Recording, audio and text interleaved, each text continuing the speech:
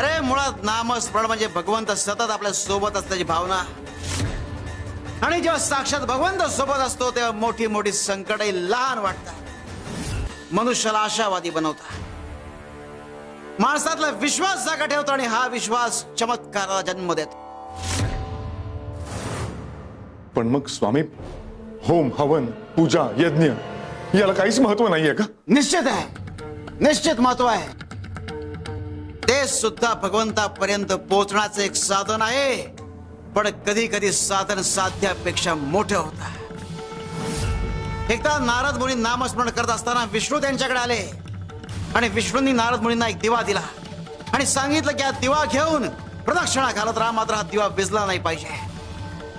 नारद मुनींचं सगळं लक्ष त्या दिव्याच्या प्रकाशामध्ये अडकलं आणि परमेश्वराबद्दलची एकाग्रता ते साधू शकले नाही.